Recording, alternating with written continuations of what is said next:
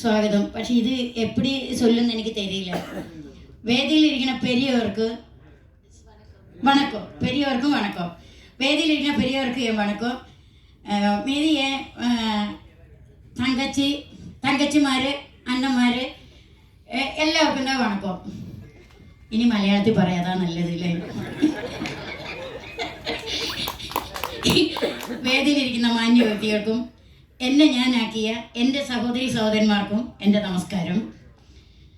ഇവിടെ ഇന്ന് നിങ്ങളുടെ എല്ലാവരുടെ കൂടെയും നിൽക്കാൻ സാധിച്ചതിൽ എനിക്ക് വലിയ സന്തോഷമുണ്ട്. ഇവർ ഈ പറയുന്ന അത്ര വലിയ ആളൊന്നും അല്ല ഞാൻ.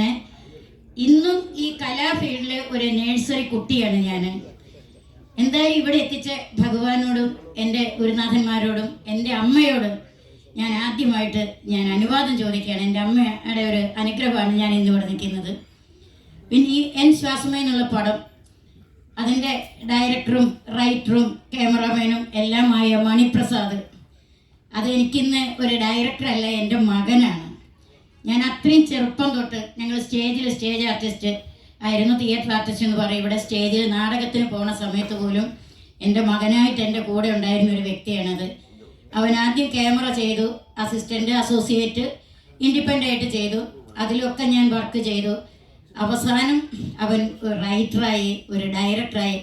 അതിൽ ഒരുപാട് അവനെ പ്രസവിച്ച അമ്മ സന്തോഷിക്കുന്നതിൽ കൂടുതൽ ഞാൻ സന്തോഷിക്കുന്നു. പിന്നെ ഇതിൻ്റെ പ്രൊഡ്യൂസർക്ക് ഞാൻ ആദ്യമായി നന്ദി പറയട്ടെ.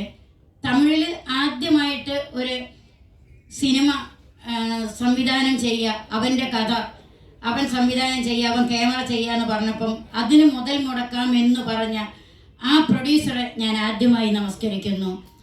ആ ഒരു ധൈര്യം കാണിച്ച് അവനൊരു വായ്പ കൊടുത്ത് ആ പ്രൊഡ്യൂസറെ ഞാൻ ഒരിക്കൽ കൂടി ഞാൻ എന്താ പറയേണ്ടതെന്നറിയില്ല, അത്രയും ഞാൻ അദ്ദേഹത്തോട് നന്ദി പറയുകയാണ്.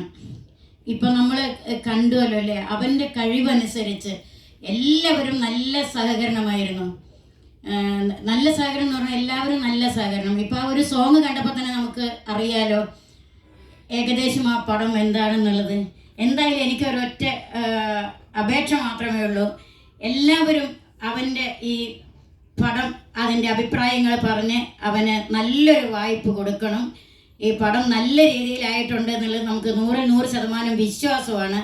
അത് എല്ലാവരിലും ആ പടം എത്തിക്കാൻ എന്ത് വേണമെന്നുള്ള പരസ്യവും കാര്യങ്ങളും അത് ചെയ്ത് അവന് നല്ല ഒരു പേര് വാങ്ങിക്കൊടുക്കുക. നമ്മുടെ പ്രൊഡ്യൂസർക്കും അതുപോലെ അതിന് ആ പണം ഇറക്കിയ അദ്ദേഹത്തിന് മനസ്സമാധാനം, നല്ല സന്തോഷം കൊടുക്കാൻ നിങ്ങളെല്ലാവരും വിചാരിച്ചാൽ സാധിക്കും.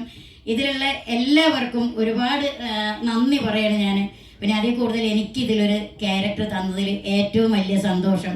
പക്ഷേ എനിക്ക് ക്യാരക്ടർ തന്നില്ലെങ്കിൽ അവൻ കിടന്നുറങ്ങില്ല, അത് വേറെ കാര്യം. ഉറക്കത്തിൽ ഞാൻ ചെന്നും കഞ്ഞിട്ട് തല്ലും. പിന്നെ ഇവിടെ അപ്പം നിങ്ങൾക്ക് കോമഡി മലയാളം അറിയുമെന്നറിയില്ല.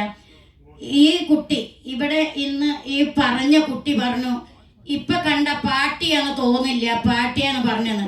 എന്നിട്ട് വേണം പാട്ടി ക്യാരക്ടർ ആരെങ്കിലും വിളിക്കുമ്പം പറയാൻ അത് പാട്ടിയൊന്നും അല്ലാന്ന്. ഇങ്ങനെ ഒരു പാര പണിയേണ്ട വല്ല കാര്യമുണ്ടോ? എങ്ങനെങ്കിലും പാട്ടി ക്യാരക്ടർ ചെയ്ത് ജീവിച്ചോട്ടെ എന്നല്ലേ വിചാരിക്കേണ്ടത്? തമാശ പറഞ്ഞ കേട്ടോ മോളെ, സോറി, തമിഴ് പറയാൻ അറിയില്ല, അതുകൊണ്ടാണ്. പറയണമെന്നൊക്കെ വിചാരിച്ചിട്ടാണ് സ്റ്റേജിൽ കയറിയത്. സ്റ്റേജിൽ കയറിയപ്പോൾ തോന്നി പറഞ്ഞാൽ ശരിയാവില്ല, കോളായി പോകുന്നു.